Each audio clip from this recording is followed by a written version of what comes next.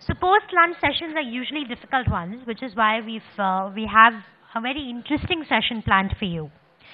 Now, if there were some prominent words and slogans that 2016 will be remembered by, that would be demonetization and make in India. And if there's one brand that has grown phenomenally in the last 1 year while espousing its Swadeshi principles, it has been Patanjali.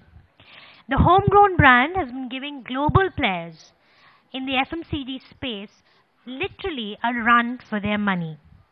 There are no superstars endorsing the brand or high-flying executives managing the brand.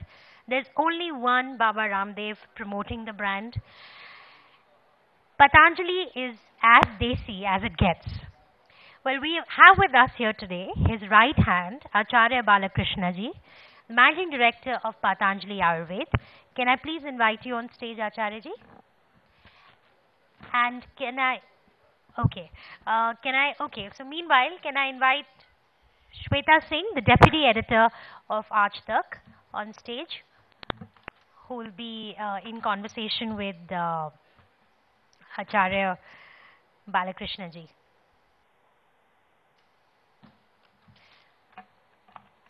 So we've had an opportunity to talk to Acharya ji while he was in the speaker's lounge for a little bit. And we were all getting our quick health checkups done. All he would do is just hold our wrist, check our pulse, and tell us exactly what are the health problems that we have. And one consensus, one thing common amongst all of us was that we all had stomach issues, apparently. So he said, you should just watch what you're eating. And I think all of us who got our pulse checked had the same diagnosis. Patanjali's story has been quite phenomenal, and it has left a lot of analysts that we've spoken to completely baffled, because they have really turned the market on its head, literally. In terms of the way brands have been endorsed, the entire the consumer insights and consumer psychology that brands have used to tap into market share, Patanjali has rewritten the rules completely. In fact, even until 2-3 years ago, there were more naysayers for Patanjali than believers. But of course, that's changed in the last 1 year. And I'm sure through our conversation that Shweta and Acharya ji will have, we'll know more about what does it take to be a real disruptor. So we'll just wait for Acharya ji now to come out. कहते हैं हर अच्छी चीज के लिए इंतजार करना पड़ता है, लगता है उसे ही पूरा करने के लिए आचार्य जी आपका इंतजार करना पड़ा हमें। लेकिन जैसा कि हम चर्चा कर रहे थे अभी यहां आने से पहले कि बिजनेस मतलब सूट बूट, लेकिन एक सफेद लिबास में एक आचार्य अगर बिजनेस में कोट पैंट वालों को बिजनेस की सीख देने लगे तो ये मोह माया क्या है जिसे आप छोड़ दिया आपने, या मोह माया के साथ वाला बिजनेस है? मोह माया कपड़ों में नहीं चिपका होता है, कपड़े पहनने से न तो उतरता है, न कपड़े न पहनने से मोह माया चिपकता है। मोह माया का संबंध मस्तिष्क से है, ऐसे ही दुनिया के अंदर जितना भी हम काम करते हैं उसका संबंध मस्तिष्क से है। वस्त्र तन ढकने के लिए है, परंतु हमारा दुर्भाग्य मैं मानता हूं कि आज तक हमारे देश के अंदर एक अवधारणा बनी थी कि विदेशी मतलब चाहे वहां की कल्चर हो, वेशभूषा हो या वहां की चीजें हों, तो कहीं हमको ज्यादा आकर्षण हो गया था। उस आकर्षण को तोड़ने का काम भगवान ने हमको निमित्त बनाया, तो ये अच्छी बात है। तो अब ऑफिस में भी भाई लोग बिना कोट पैंट के जाते तो लोगों को लगता था कि ये तो ऐसे ही आ गया कहीं सड़क से उठ करके। अब कुर्ता पैजामा में जाएंगे तो मान लीजिए, मैं एक छोटी सी बात कहता हूँ, फटी जींस लोग क्यों पहनते हैं आजकल? फैशन में पहनते हैं, वो फाड़ करके पहनते हैं। यदि हम फटे हुए कपड़ों को सी करके पहने तो वो बढ़िया बात नहीं है, तो लौट के तो वहीं आना है। तो इसलिए अच्छा है कि सहज रूप से आए, फाड़ करके ना पहनना पड़े, फटे हुए मिल जाए तो ज्यादा अच्छा है। मुझे लगा था मैं पृष्ठभूमि से शुरुआत करूंगी, लेकिन जीन्स की बात करके आपने मेरे मन में सवाल ये डाल दिया कि किसे वापस लाने की कोशिश है पतंजलि जीन्स, किसे वापस लाने की कोशिश है पतंजलि नूडल्स? देखिए, कोई भी चीज अच्छी या बुरी काफी कुछ हमारी नीयत पर निर्भर करती है। वस्त्र संस्कृति और एक तरह से जो प्रकृति, वातावरण, उसको लेकर के किया जाता है। तो वो वाली जो जीन्स है, हम सोचते हैं पश्चिमी संस्कृति की या कल्चर की बात याद दिलाती है। यदि हम उसको इतना परिवर्तित कर दें कि जीन्स में भी अपनी संस्कृति याद आए, तो इससे बड़ी और कोई बात नहीं हो सकती। नूडल है, सेवई सब खाते हैं।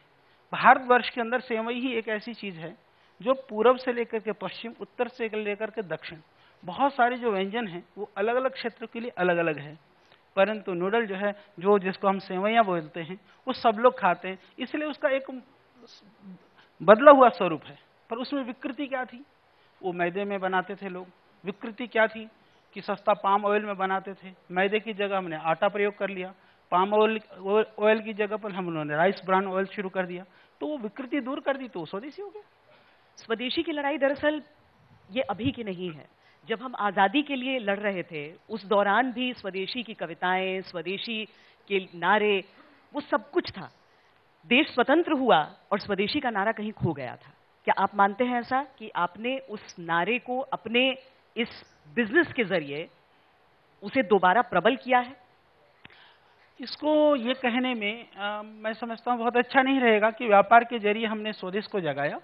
स्वदेश की जो अवधारणा थी या जो भावना थी, उस भावना को ही साथ साथ में चीजों को चलाया। क्योंकि ये राष्ट्रवाद और राष्ट्रवाद से जुड़ी हुई जितनी भी जो चीजें हैं वो साथ साथ चलती हैं। तो लोगों ने ऐसा नहीं कि बाद में भुला दिया था, बहुत लोगों ने प्रयास भी किया। पर जिस स्तर पर हम लोगों ने प्रयास किया और जो परिणाम आना चाहिए, प्रयास और परिणाम में बहुत अंतर था। प्रयास बहुत हुए, परिणाम नहीं था। तो परिणाम के स्वरूप में पतंजलि को एक आधार बनाया, देश के लोगों ने विश्वास किया और आज वो खड़ा हुआ। ये आइडिया किसका था? आप सब जानते हैं। देखिए, सारी जो सोच है, सारी दृष्टि है, वो श्रद्धेय स्वामी जी की है। और हमको तो आदेश होता है कि ये करना है और हम जुट जाते हैं। और हमको ऐसा लगता है, मैं आपको एक बात कहना चाहता हूं, क्योंकि जो ताकत होती है ना, कई जगह से मिलती है। आपको ताकत कहाँ से मिलती है? या तो आपको लगता है कि मैं इसको करूंगा तो बहुत सारे लोग मेरे लिए ये कहेंगे, या फिर आपको अपना परिवार, अपने घर या फैमिली दिखाई देती है कि मैं करूं तो मेरे परिवार को मैं आगे बढ़ा सकूंगा। तो यहाँ घर परिवार जैसी तो कोई चीज़ है नहीं।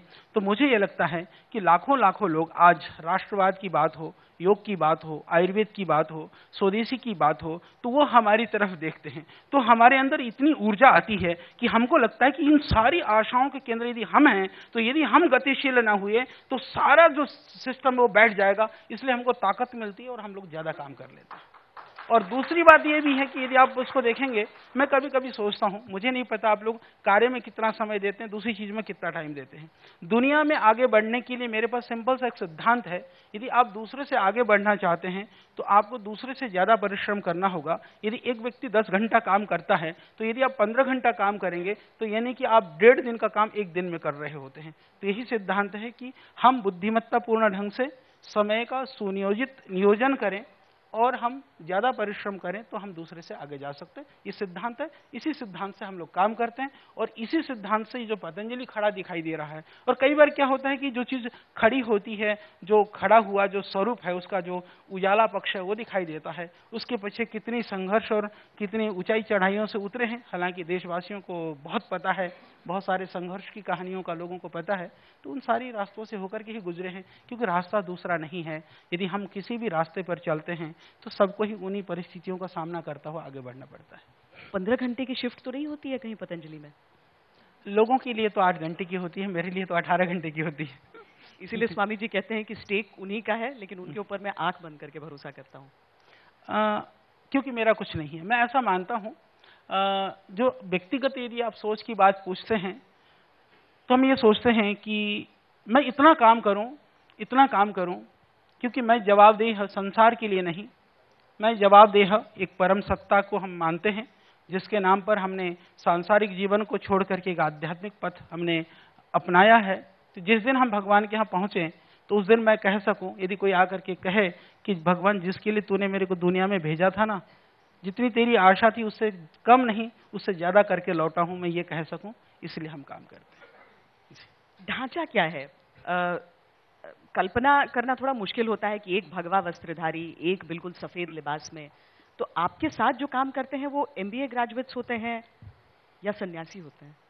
हमारे यहाँ हर फील्ड के एक्सपर्ट हैं, प्रोफेशनल्स हैं, क्योंकि किसी भी कार्य के लिए मैं ऐसा मानता हूं कि हम हर चीज के एक्सपर्ट नहीं हो सकते हैं, परंतु यदि आपको काम करना हो, बेसिक नॉलेज आपको होना जरूरी है। जिस फील्ड में आप जा रहे हैं, जिस चीज को आप करना चाहते हैं, यदि आपके पास बेसिक नॉलेज नहीं है तो आप कहीं ना कहीं जाकर के आप भटक जाएंगे, भ्रमित हो जाएंगे। तो भगवान का दिया हुआ योग का, आयुर्वेद का जो हमारा बेस है, जो उसका जो बेसिक नॉलेज है हमारा बहुत स्ट्रांग है। अब मान लीजिए मैनेजमेंट का नॉलेज हमारे पास नहीं, तो आयुर्वेद तो हमारे पास है। मार्केटिंग का नॉलेज हमारे, वो चीजें, बाकी चीजें सीखी जा सकती हैं, बढ़ाई जा सकती हैं। तो हमारे पास प्रोफेशनल्स हैं, चाहे वो हमारा रिसर्च का काम हो, R&D का काम हो, क्योंकि जो हमारी जो परंपरागत जो विधाएं हैं आयुर्वेद की, जो हमारी प्राचीन जो विधाएं हैं, उन विषयों का नॉलेज हमें बहुत अच्छी तरह से है। मॉडर्न के हिसाब से हम लोगों को अलग अलग तरह के लोग रखने पड़ते हैं, तो पूरी टीम है, जहां जितनी जरूरत पड़ती है हम बिना कोताही बरते रखते हैं। और सभी लोग जिस तरह से दूसरी जगह पर काम करते हैं, हमने एक प्रयास किया है, क्योंकि जितना वातावरण वो एक फैमिलियर होगा ना, पारिवारिक टाइप होगा, तो काम अच्छा होता है। ये हमारा प्रयास रहता है। आचार्य जी, कई बार बहुत सारे आरोप लगे, उसमें यह भी कहा गया कि जैसे नूडल्स के आने की टाइमिंग और उससे पहले मैगी पर वो प्रतिबंध लगना, लेकिन इसके साथ एक दूसरी चीज आ जाती है जो एक बिजनेस का एक मूल सिद्धांत है, जो कोई अगर नहीं भी एक्सपर्ट है उसे भी मालूम होगा कि जब तक जो सामान है वो अच्छा नहीं है तब तक लोग उसकी तरफ आकर्षित नहीं होंगे। क्या हम इसे बड़ी वजह माने कि अभी तक आती तो बहुत सारी आयुर्वेदिक चीजें थी, चाहे वो फेस पैक हो, साबुन हो, तेल हो, लेकिन जो सक्सेस स्टोरी आप लोग लेकर आए वो नहीं आया था कभी? क्योंकि मैं आपको एक छोटी सी कहानी बताना चाहता हूं कि हम लोगों ने व्यापार के लिए व्यापार प्रारंभ नहीं किया। क्या होता है कि जो प्रोफेशनल्स होते हैं या जो व्यावसायिक जो लोग होते हैं, वो सिंपल सा उनका एक, वो गलत भी नहीं है, वो अपनी जगह पर सही है। वो पहले मार्केट स्टडी करते हैं, उसकी कितना बड़ा मार्केट साइज है, वो प्रोडक्ट के ऊपर स्टडी करते हैं। दरअसल पतंजलि ने ऐसा कुछ भी नहीं किया, ये मैं आपको बताना चाहता हूं। फिर आप कहेंगे जी पतंजलि ने क्या किया? कहानी यहां से शुरू होती है, बहुत छोटी सी कहानी है। स्वामी जी और हम ऐसे बैठे हुए थे वहां पर, हम लोग पहले से दिव्य फार्मेसी करके हमारी यूनिट 95 से ही हम लोग करते थे। तो किसान लोग आए आसपास के, जहां हम लोग आंवला खरीदते थे। ये समझने की कहानी है और ये यथार्थ है, ये हरिद्वार की कहानी है। वो आए, उन्होंने कहा कि स्वामी जी हम आंवले के पेड़ों को काट रहे हैं। स्वामी जी ने कहा क्यों काट रहे हो? उन्होंने कहा कि आंवले का रेट 15 साल पहले भी वही 3 रुपए किलो था और अब भी 3 रुपए किलो, ये 2004-05 की बात है। तो स्वामी जी ने कहा कि फिर आंवले के पेड़ काट दोगे तो फिर आंवला मिलेगा नहीं अगले साल। तो बोले आंवले के पेड़ मत काटो। कितना आंवला है? उन्होंने कहा जी होंगे, कई ट्रक होंगे। तो स्वामी जी ने कहा हमको दे दो। उस समय पर हमने सोचा, मैंने स्वामी जी से पूछा, मैंने कहा महाराज जी इस आंवले का करेंगे क्या?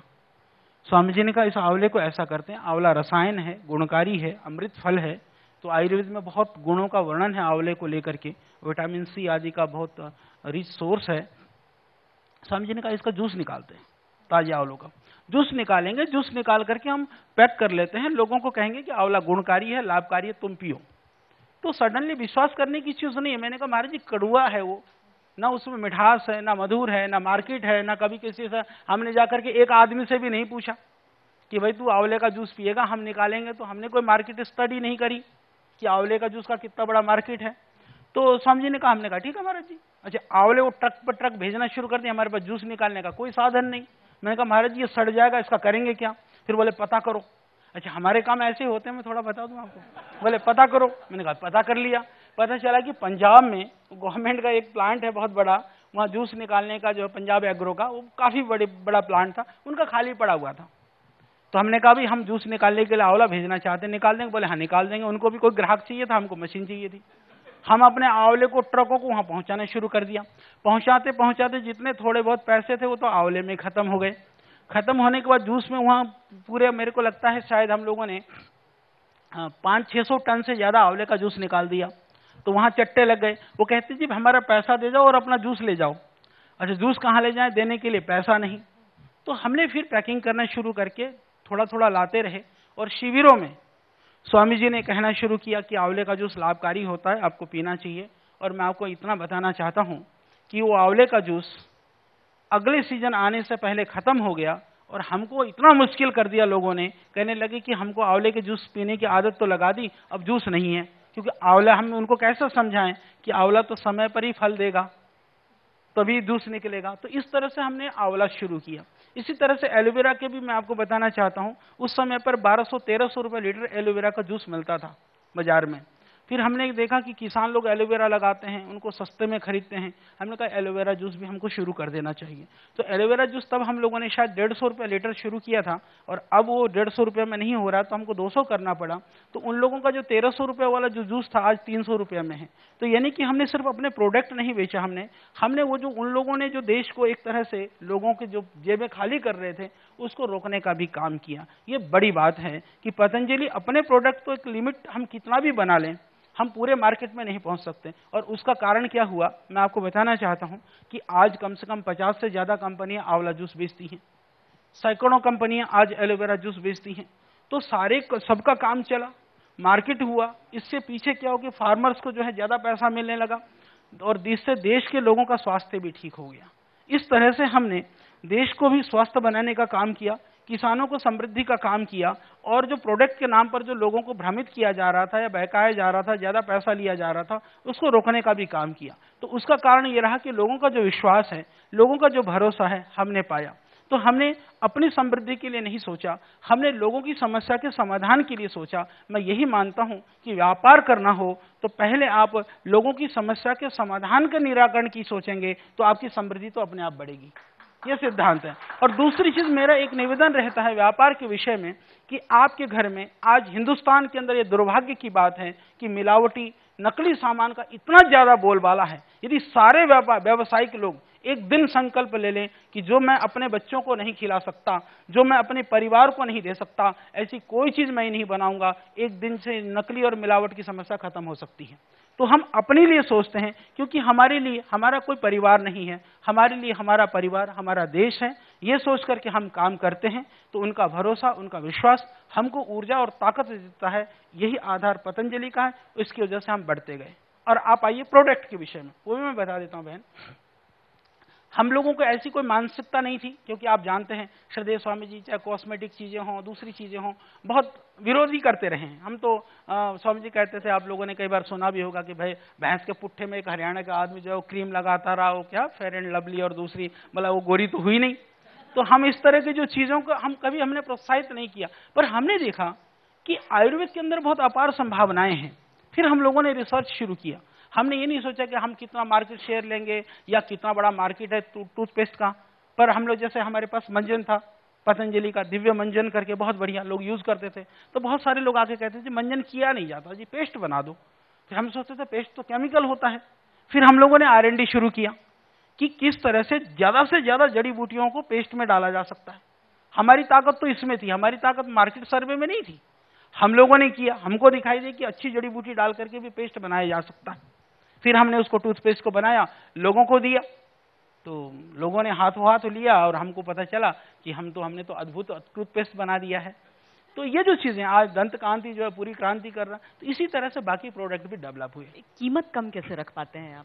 कीमत के लिए मैं आपको बता देना चाहता हूं, देखिए जो हम फ्री के ही मिले हुए हैं महाराज जी को, मैं कोई पैसा नहीं लेता, कपड़ा भी ठीक ही है। मैं देख रहा था, मैंने कहा पुराने पहन के आ गया, अब नया भी ध्यान नहीं रहा, तो कोई फर्क पड़ता नहीं है। बाकी जो है हमारे यहाँ कई सारे लोग वॉलंटरी सर्विस भी देते हैं। और दूसरी बात फैक्ट्री में भी कुछ लोग हैं। और दूसरी बात यह कि फैक्ट्री के बाहर भी आज आप देखते हैं, ठीक है, हम लोग थोड़ा उसको आप एडवर्टाइज कह सकते हैं, कर रहे हैं। उसमें भी आप लोगों की मेहरबानी है, डिस्काउंट पे करते हैं हम लोग। बाकियों से आप लोग ज्यादा पैसा लेते हैं, हमसे कम लेते हैं थोड़ा। तो इसी तरह से मंच पर बोलना जरूरी है, पता होना चाहिए ना, प्रेम है, सब देशवासियों का साथ है। आपको तो प्रसन्न होना चाहिए कि पतंजलि के लिए आपका भी योगदान है, तो मैं तो आपकी प्रशंसा कर रहा हूं। तो सब लोगों का योगदान है हर तरह से।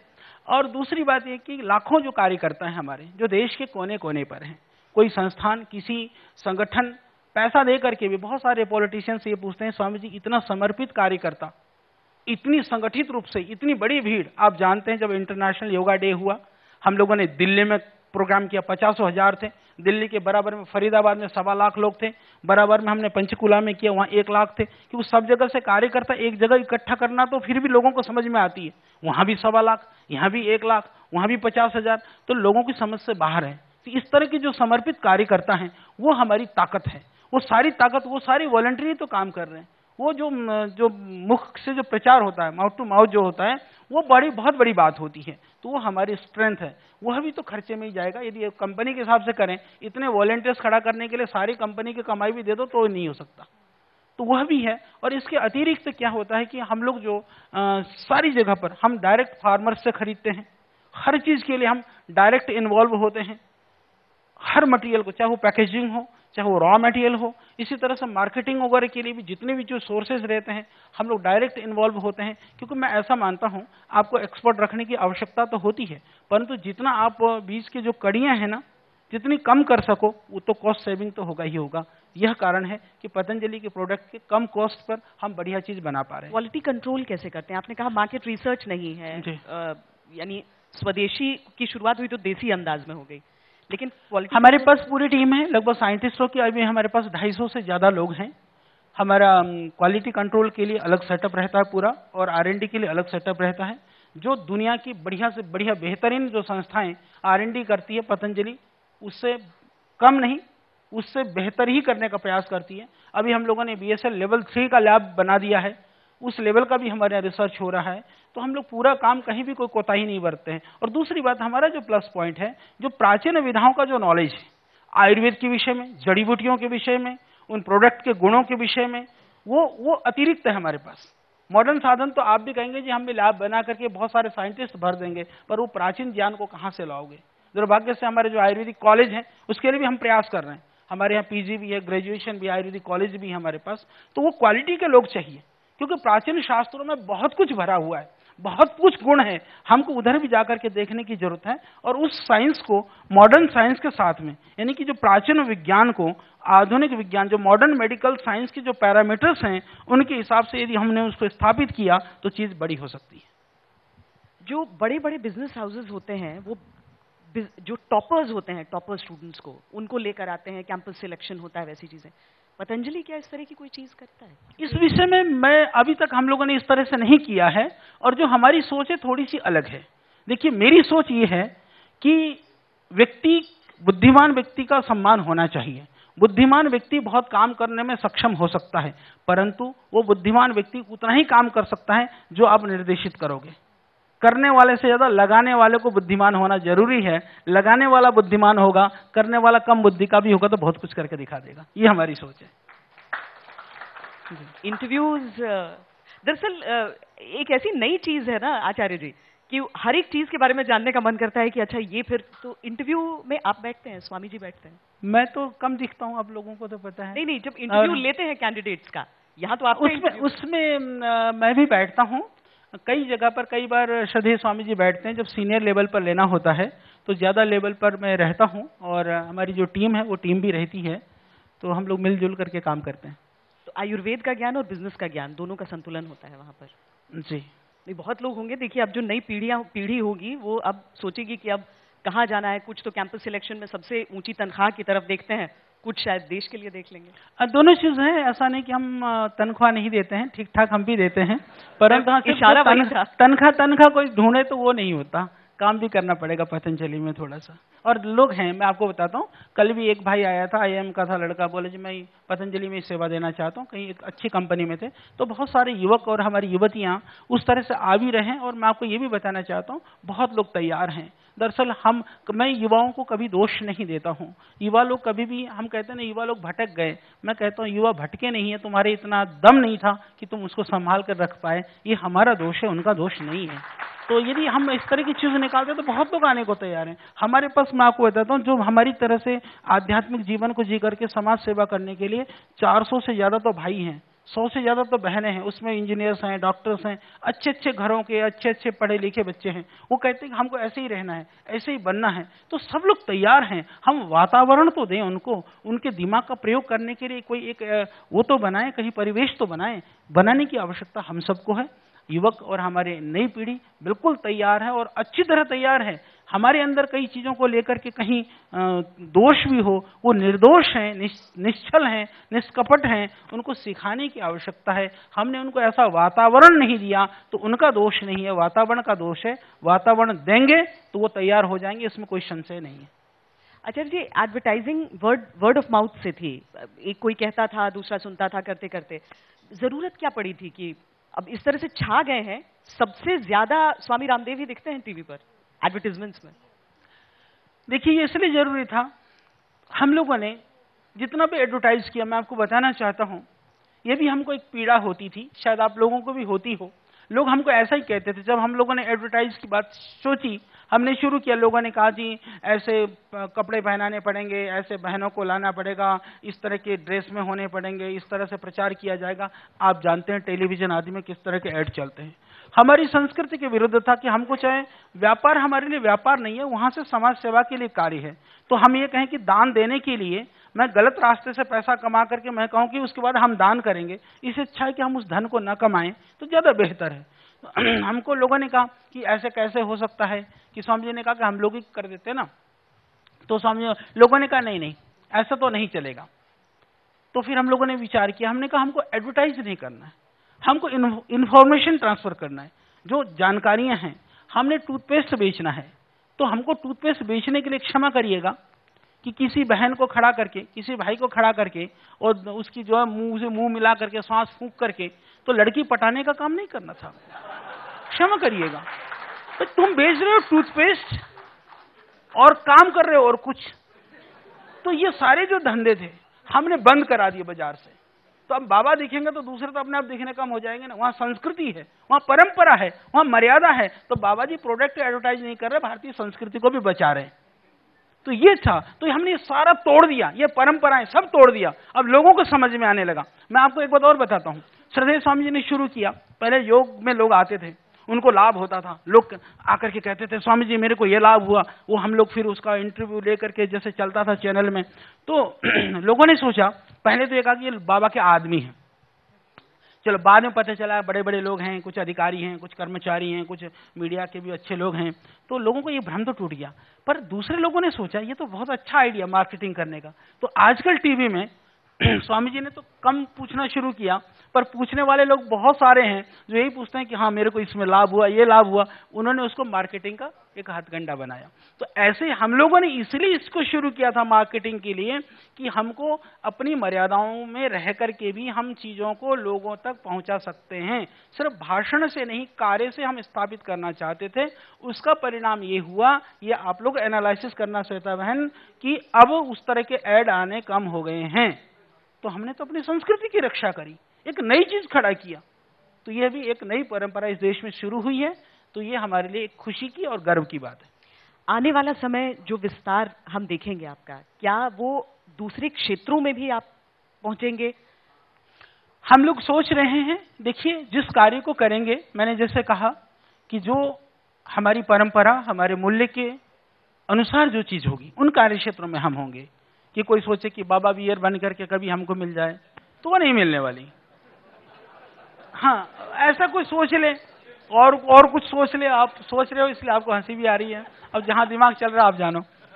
बाकी जो है बाकी हम जो सब लोग प्रयोग कर सकते हैं, सारे घर में चीज यूज हो सकती हैं, या जिसका प्रयोग हम स्वयं कर सकते हैं। मैं आपको सच बताऊं, स्वामी जी ने तो 18 साल अनाज भी नहीं खाया। वो मैंने एक दिन आग्रह करके, सारे आंदोलन खत्म हो गया, मैंने कहा बाबा जी अब भोजन तो शुरू कर दो। किसी तरह से आग्रह कर शुरू कराया। थोड़ा अनाज खाते थे, नूडल पुडल तो शायद कभी खाया नहीं, पर जब बनाया, हमने बनाना शुरू किया, सबसे ज्यादा कई कुंटल तो नहीं कहूंगा, कई किलो नूडल तो स्वामी जी खा गए होंगे।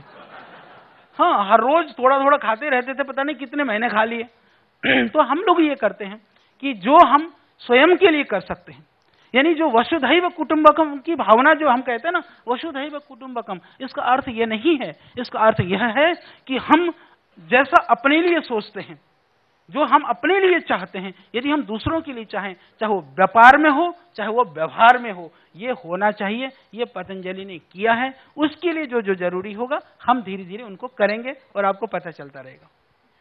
नरेंद्र मोदी जी का मेक इन इंडिया और आप लोगों का स्वदेशी, ये कहीं मिलते हैं कि दूसरे देश के लोग आए हिंदुस्तान में बनाए, या फिर सिर्फ जो कुछ हो वो देसी हो? नहीं, मेक इन और मेड इन में फर्क है। देखिए, उसका मेक इन को आप कह सकते पहला चरण, फाइनली तो मेड इन होना चाहिए। कि जब तक हम अपने देश के लोगों से देश की चीजों को नहीं खड़ा करेंगे। अच्छा, इसमें भी कई बार बात आती है कि स्वामी जी जब स्वदेशी की बात करते हैं, लोग कहते हैं बाबा जी आप जिस गाड़ी, हालांकि स्वामी जी मैं आपकी जानकारी के लिए बताता हूं, फ्लाइट तो क्योंकि अभी देश में नहीं बनता, जब बैठना हो तो विदेशी में बैठना पड़ेगा। भरसक प्रयास करते हैं, कोई गाड़ी यूज नहीं करते, कोई चीज नहीं यूज करते, हम तो चाहे एक दो प्रोडक्ट यूज भी कर लें। उस संदर्भ में मैं पूरे देशवासियों को कहना चाहता हूं, मैंने पिछली बार भी कहा था, हमारे पतंजलि के अंदर जितने मशीनें लगी हुई हैं, आज मैं आपको बताना चाहता हूं, आप लोगों में से बहुत सारे साइंटिस्ट भी होंगे, व्यापार में तो ही हैं, कोई एक मशीन बना दो, बता दो आप मेरे को, लैब के अंदर में मेरे को रिसर्च करना हो, R&D करनी हो, तो 99% तो सारी मशीनें विदेशी हैं। मेरे को क्वालिटी कंट्रोल करना हो, 99% मशीनें तो विदेशी हैं। मेरे आज जूस के प्लांट है, टेट्रा से लेकर के, अल्फा लेवल से लेकर के, वॉलपैक से लेकर के, दूसरी बड़ी बड़ी मशीन सारी विदेशी हैं। तो क्या हम ये कह करके बैठ जाएं कि विदेशी मशीन है, मैं कुछ नहीं प्रयोग करूंगा, मैं चक्की में आटा पीसना शुरू कर दूं बैठ करके, या मिक्सी में जूस निकालूं? नहीं, स्वदेशी का मतलब यह है कि जो टेक्नोलॉजी है दुनिया के अंदर, जहां भी जो भी टेक्नोलॉजी है, अद्भुत टेक्नोलॉजी के साथ हम अपने देश को खड़ा करने के लिए प्रयास करें। जीरो टेक्नोलॉजी से बचें। जीरो टेक्नोलॉजी क्या है भाई? पानी है, बहुत सारी कंपनियां पानी बनाती है, कोई जरूरी है विदेशी पानी पीना हमको? या दैनंदिन कोल्ड ड्रिंक्स जैसी चीज है, सेहत खराब करना जरूरी है? विदेशी कंपनी को पैसा देते हो और सेहत अपनी खराब करते हो। तो जीरो टेक्नोलॉजी से जो बनी हुई चीजें हैं उस पर हम बचें, जितना हो सकता है हम अवॉइड कर सके। जहां टेक्नोलॉजी की बात है हम प्रयास करें देश में उस टेक्नोलॉजी को हम पैदा करें, बनाएं, और नहीं तो जो बढ़िया टेक्नोलॉजी है हम उसका प्रयोग करें। आपका आखिर में यही मैं जानना चाह रही हूं कि आपका कंपटीशन वो कंपनियां हैं जो स्वदेशी चीजें बनाती हैं, या फिर विदेश की वो कंपनियां जिनसे आप यही कहते हैं बार बार कि देश का धन देश में रहेगा? सच मानिए, हमारी प्रतिस्पर्धा किसी से नहीं है। मैं एक बात कहता हूं, पहले देशवासियों के बीच में कोई विकल्प नहीं था। कुछ एमएनसीज थी, उनके प्रोडक्ट्स थे। कम से कम पतंजलि आज उनके लिए एक चुनौती बनकर के उभरा है। यह देशवासियों पर हमको छोड़ देना चाहिए कि हमारे अंदर दम होगा तो वो लोग हमको स्वीकार करेंगे, यही उनको विश्वास होना चाहिए। उनको भयभीत होने की आवश्यकता नहीं है। अपने क्वालिटी को ठीक करिए, अपने प्राइस को कंट्रोल रखिए, तो लोग स्वीकार करेंगे। तो यदि ऐसा नहीं करेंगे तो उनके लिए अब कोई जगह नहीं है। और दूसरी बात रही कि वो विदेशी कंपनियां हैं, मैं एक बात कहना चाहता हूं, ये बताइए कि देश के लिए, समाज सेवा के लिए उन्होंने क्या काम किया? वो थोड़ा थोड़ा अपने आय से देश के लिए लगाना शुरू कर देना, देश के लोग अपने आप प्यार करेंगे। आज यदि हम, श्रद्धेय स्वामी जी कहते हैं कि विदेशी कंपनियां देश का धन लूट करके विदेश ले जा रही हैं, वो 100% सही क्यों है? क्योंकि एक भी पैसा उन्होंने भारतवर्ष को, वो आपसे प्यार नहीं है, क्षमा करिएगा, उनके लिए हम मात्र बाजार हैं। हम बाजार हैं। जब तक हमारा दोहन वो कर सकेंगे वो हमारे साथ हैं। जिस दिन उनको दिखाई देगा कि यहां से इनकम नहीं होगा, वो छोड़ करके चले जाएंगे, क्योंकि वो आपके रिश्ते नाते नहीं है। पर हम छोड़ करके नहीं जाएंगे, इस माटी में पैदा हुए हैं, हम मरेंगे भी यहीं और सोचते भी आपके लिए। ये फर्क है।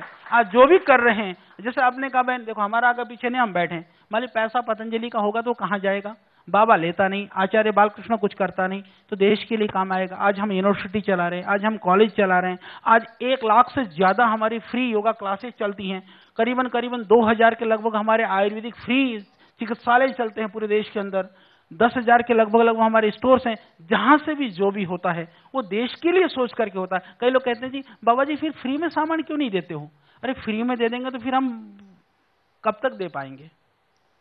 तो हम सस्ता दे रहे हैं, क्वालिटी का दे रहे हैं। आप भरोसा कर सकते हो कि हम कोई गलत चीज नहीं देंगे, और ये हमारा वादा है। देखिए काम करते समय कभी क्लेरिकल मिस्टेक्स हो सकता है। जैसे एक बार एक बड़ा सोशल मीडिया में चला हमारा वो आंवला कैंडी, बोला जी ये तो बैच नंबर गलत प्रिंट हो गया। अरे बैच नंबर गलत प्रिंट हो गया, पर मेरा प्रोडक्ट तो गलत नहीं था। वो भी नहीं होना चाहिए, पर क्लेरिकल मिस्टेक कभी कभी, क्योंकि आदमी ह्यूमन एरर कभी हो नहीं कि वो, हम भी 0% पे जाने के लिए हम प्रयास करते हैं, 0% टॉलरेंस है, पर कभी हो जाए। पर हमारी इंटेंशन न कभी खराब थी न कभी खराब होगी, ये आप हमेशा विश्वास कर सकते हैं। तो ये बड़ी बात है। तो विदेशी कंपनियां यदि देश के लिए काम करें ना, देश के लोग फिर उनको हाथों हाथ लेंगे ना। बाबा जी के कहे पर कोई क्यों मानेगा? वो इसलिए मानते हैं क्योंकि जो स्वामी जी कहते हैं वो सही कहते हैं, और उन लोगों ने हमारे देश के लिए कुछ नहीं किया। जो देश के लिए कुछ नहीं करेगा उसको देश में रहने का कोई अधिकार है? ये आप बताइए, रहना चाहिए बहन? आप बताओ, जो देश के लिए कुछ ना करे क्या उसको देश में रहना चाहिए? नहीं रहना चाहिए। तो स्वामी जी यही तो कह रहे हैं। तो इतनी ही बात है। व्यापार नहीं, तर्क में भी उस्ताद। नहीं, मैं कुछ नहीं करता हूँ। देखो एक बात बताऊं, मुझे काम के सिवा कुछ नहीं आता है, इसलिए काम ही करता रहता हूँ। इसलिए आप लोगों ने देखा होगा मैं इधर उधर कम ही दिखाई देता हूँ। इतनी सी बात। पहली बार इंटरव्यू कर रही हूँ, स्वामी जी से कितनी बार मुलाकात हो चुकी है।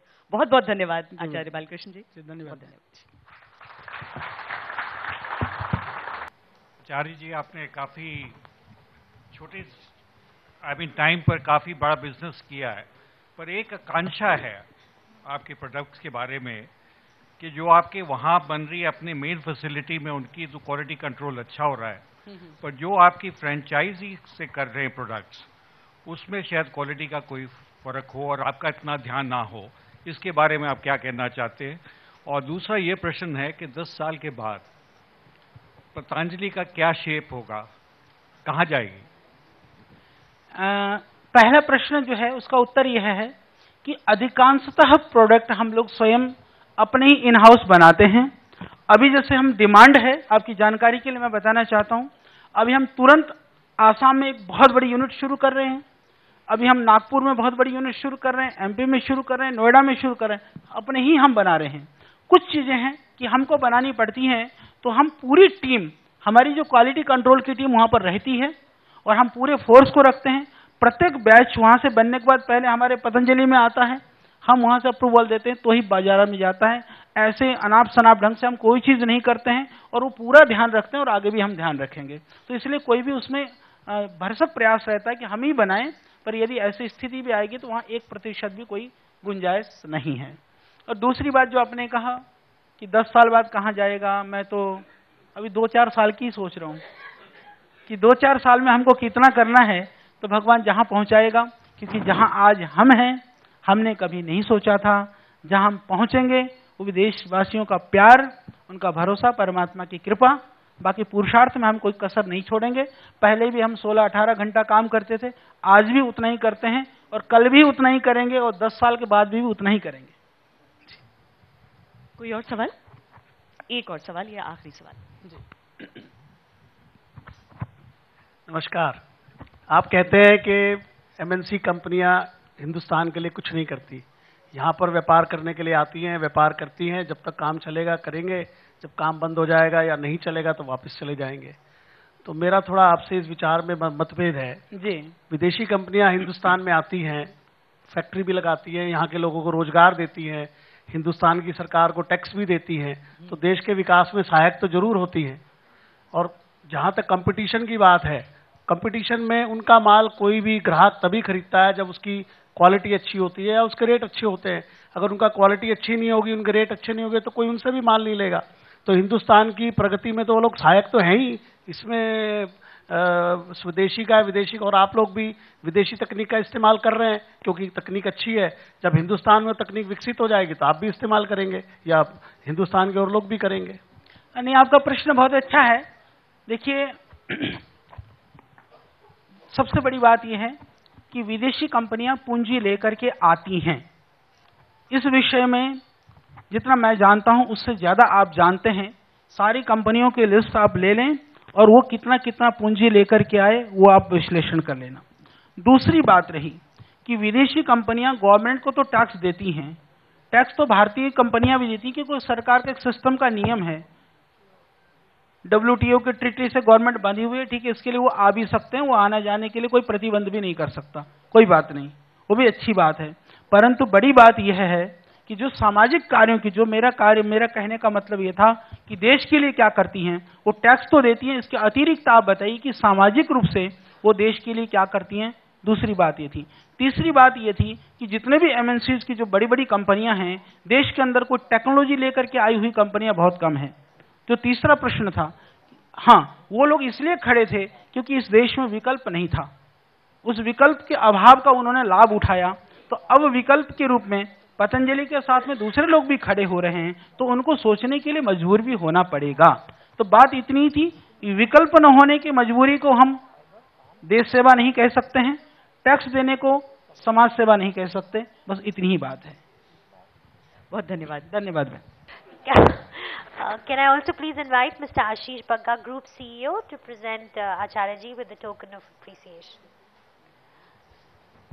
स्वामी जी, आप सबको योग कराते हैं, आप मेरे को करा रहे हो। ऊपर नीचे करा के